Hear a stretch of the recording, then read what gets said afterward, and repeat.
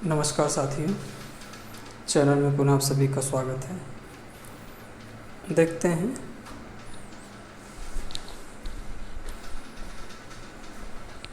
हाँ, कुछ technical issue आ गया था। हाँ, लौकिक साहित्य के अंतर्गत देखते हैं कि कुछ ग्रंथ जो महत्वपूर्ण रहे हैं वो बचे हुए थे, जिसमें से आपके प्रतियोगी परीक्षाओं में प्रश्न पूछे जाते हैं। तो लौकिक साहित्य के अंतर्गत अगला ग्रंथ है कीर्ति कौमुदी। बहुत ही इम्पोर्टेंट है। कीर्ति कौमुदी यह सोमेश्वर की रचना है ना। कीर्ति कौमुदी जो है यह सोमेश्वर की रचना है। यह खासकर चालुक्य वंश के इतिहास के विषय में जानकारी देती है ना। जो कीर्ति कौमुदी है यह खासकर चालुक्य वंश के इतिहास के विषय में जानकारी देती है, जिसके रचयिता है सोमेश्वर। तो अगला ग्रंथ है मत विलास प्रहसन, है ना।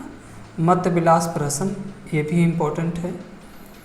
मत विलास प्रहसन, और यह खासकर जो है एक शासक के द्वारा लिखी गई है, यानी कि पल्लव नरेश महेंद्र वर्मा के द्वारा यह रचित गई है। यानी कि महेंद्र वर्मा के द्वारा मत विलास प्रहसन की रचना की गई है। खासकर ये पल्लव वंश के सामाजिक और धार्मिक, है ना, सामाजिक और धार्मिक व्यवस्थाओं का वर्णन करती है। तो पल्लव काल में सामाजिक धार्मिक व्यवस्था कैसी थी, इसकी जानकारी आपको किससे मिलती है? मत विलास प्रहसन से मिलती है, जो महेंद्र वर्मा द्वारा लिखी गई है। ठीक है ना। अगला देखते हैं अवंती सुंदरी। तो अवंती सुंदरी कथा जो है यह खासकर महाकवि दंडी के द्वारा लिखी गई है। यानी अवंती सुंदरी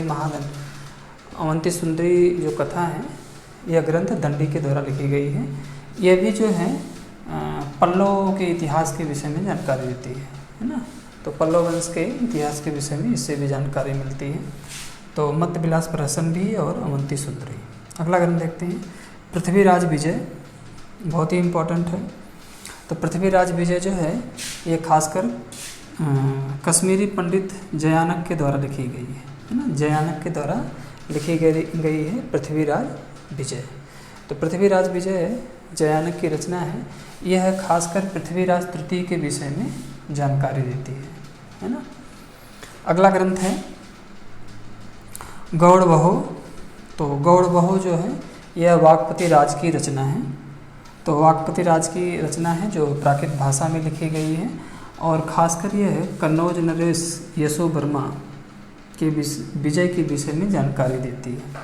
तो कन्नौज नरेश यशो वर्मा के विजय के विषय में जानकारी किससे मिलती है? यह गौड़बहो से मिलती है, जिसके लेखक हैं वाक्पति राज। ठीक है ना। तो ये महत्वपूर्ण ग्रंथ हैं, और इससे बराबर प्रश्न जो है आपकी परीक्षाओं में पूछता है।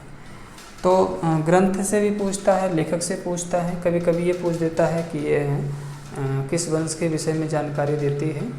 तो इससे भी प्रश्न बराबर पूछता है। तो मुझे विश्वास है कि वीडियो ज़रूर आपको अच्छी लगी होगी। नेक्स्ट वीडियो जो है यह खासकर जो विदेशी यात्रियों के विवरण से भी प्राचीन इतिहास को जाना जा सकता है, उसके बारे में चर्चा करूँगा। तब तक के लिए बहुत बहुत शुभकामनाएँ। बहुत बहुत धन्यवाद।